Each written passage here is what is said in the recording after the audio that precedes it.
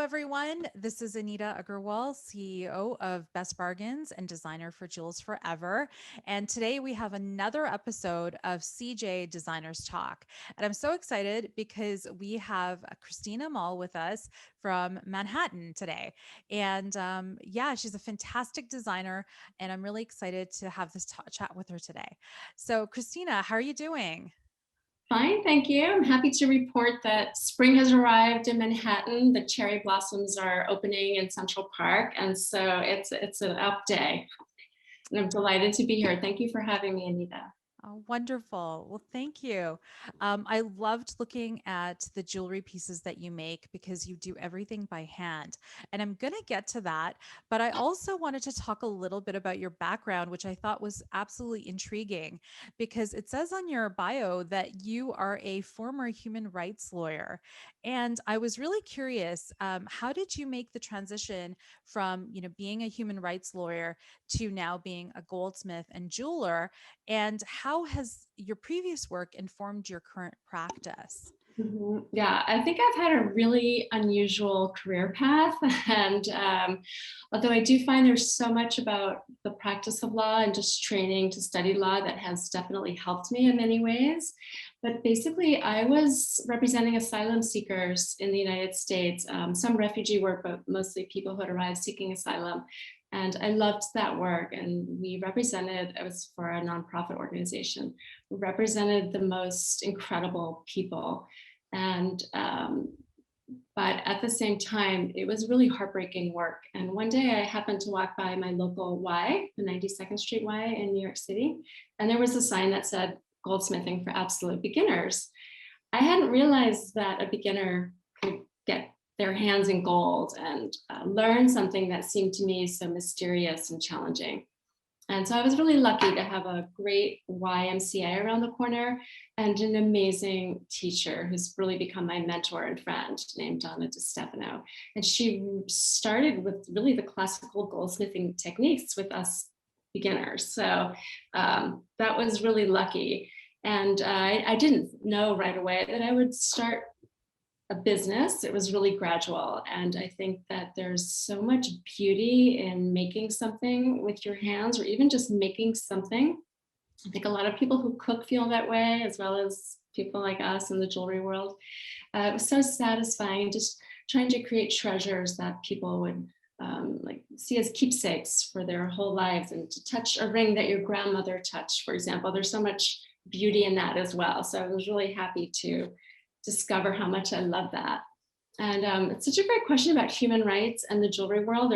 We can talk more about that, but I do find those two worlds are really coming together. So even though I'm a recovering attorney, I like the fact that these two worlds are coming together with inquiries on inequity and transparency in the supply chain and so forth. Fantastic. Well, thank you. Speaking of, timeless heirlooms, I'm going to share your website.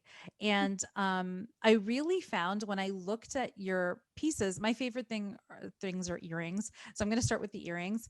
I noticed that, your pieces really do evoke that timeless quality. And I was thinking like they look so like I don't know if I'm correct in saying this, but like Grecian or Hellenic. Mhm. And I could see like walking in Pompeii and like stumbling upon one of these because they evoke that timelessness. Thank you. And I wanted to ask you, like, so what are your sources of inspiration and how do you come up with the pieces that you make? Because they are beautiful. Oh, thank you. I like the way you talk about it so much. I really love symmetry. I really love beauty. And there was the rosette I first noticed actually in this in a Fra Angelico painting that's now hanging in Tuscany. But Fra Angelico and the early Renaissance painters in Europe used gold work in their paintings. So the halo of one of these Fra Angelicos had actual gold work, and I don't have an image handy, unfortunately, somewhere towards the back of my website under beauty, but you can see the rosettes and the halo. And then I noticed that so many other cultures use the rosette too, like pre-Columbian gold from what we call the Philippines now, but these are pre-colonial cultures. And the rosette appears here and there. So there's something about the symmetry of it and the beauty. And so I've taken that rosette motif and applied it wherever I can. And I think you're right about the Greeks. I'm not 100% sure, but definitely the Etruscans, and in Byzantium as well. So I go to, I like museums, and not that I've been to one in over a year, but there's so many great references that museums have put online. So it's really, I love that, like to see what people wore in paintings, or just go to the gold collections, jewelry collections of museums. So I'd say that's a lot of my inspiration. Yeah, they're so pretty. Thank Um, you. in terms of, I know that you particularly like to use 18 karat. Did you want to say why you use 18 karat in particular? Yes, I really like the heft of it, and I feel like doing so much work by hand. I do some pieces like cast and do all the hand finishing work myself. So, but a lot of it is just total hand fabrication. I feel like if I'm putting all that time into a piece, I like the idea of having high carat gold in that piece as well. And frankly, I love to work in 22 as well. I don't need to use solder. You can fuse, which is really exciting if you're a goldsmith. And 22 feels even heftier. So that's really why I use 18 and some 22. I like the look, I like the feel, and it is related to the classical goldsmithing techniques. And yeah, and I do work in silver as well. I don't have that much silver on my website right now, but you know, we can't always be splurging on high carat gold jewelry. So I enjoy silver as well. And out of all your pieces, what kind of pieces do you find the most fun to make? Like, I love making earrings. Ooh, So, yeah, I love earrings too. I feel like it's hard to face a day without earrings. And I don't know if you find with the mask, it can be a little challenging. yes. I love earrings. There's some rings that are really fun to make, like the coil ring is based on an Etruscan design, actually. Um, and I guess I'm really drawn to earrings. And then I also like these pendants. Like I'm wearing a South Sea pendant right now with a really big oversized jump ring. So you can wear it on a chain, but then also slide it over. Yeah, you can also slide it over a strand of pearls. Or if you're wearing some colored beads, like it adds a nice versatility. And I really like touching the pearls. So, you know, I Yeah. guess there's something so satisfying and tactile about jewelry. So Yeah, and it's true. I always find like when I wear pearls, like it is a calming effect and you can't stop playing with them. Like I have a strand of South Sea pearls and I'm always touching them, playing with them. There is that tactile feel and there's just mhm, something soothing about I agree. touching pearls, I right? agree. And they look beautiful on everyone, like so flattering. They always look elegant, and you can dress them up or dress them down. I've also learned, I don't know how much you want to talk about this, but apparently pearls, especially South Sea pearls, really help the oysters that grow those pearls really help clean the water. It's a really symbiotic Oh, relationship wow. between clean water and beautiful pearls. I don't know that the same could be said of huge pearl farms, for example, but in terms of Yeah. South Sea, I really do believe that might be one place we can use the word sustainable. I have a hard time with that word talking about extractives, but with South Sea pearls, it's a really special story and positive environmental impact. Yeah, there is a lot of questions around what sustainability means. And I don't know if you had a chance, but I just saw Seaspiracy on Netflix, and that was very eye-opening. It was all about sustainable fish farming. No, So I you have might not want seen to, that. yeah. Oh, I will definitely look into that. Thank you. And do you know the jeweler Pippa Small? Do you know her work? She's based in the No. UK. She does really big, beautiful, colorful pieces. And I saw an exhibit of hers again pre-COVID in Washington, D.C. And she supports Turquoise Mountain, which helps bring like train women jewelers, maybe men as well, actually in Afghanistan, and really try to honor some of those arts and gemstones from those cultures. And she has said in British Vogue a few months ago, let's be careful what language we use, because if we overstate, Yeah. we bring our whole industry down. So I really try to be really careful with the language, and it's hard, it's challenging. Okay, well, you know what? Then I will ask you the next question. You are a board member of Ethical Metalsmiths, and I wanted to know, like, what practices do you think that other jewelers could, take in order to move towards a sustainable or fair trade Mhm. kind of models? And also, what do you think consumers should be asking as well? So, a bit of a two-part. Yeah, those are such good questions. I feel really important questions. Ethical Metalsmiths, and there's a website, ethicalmetalsmiths.org, is really there to help not just bring people together and take action, but also to educate and provide a forum for discussion. So really encourage people to check the website because it helps us. No one is saying I've got this totally right and other people are wrong. It's more like, let's all have a conversation. And it really starts with language and terminology and definition. So there's something called the Jewelry Glossary Project, which also has a website, jewelleryglossaryproject.com, I believe, but it's also, you can find it in Ethical Metalsmiths. So just being careful about, what do people mean when they say sustainable? Do they mean sustaining their family business?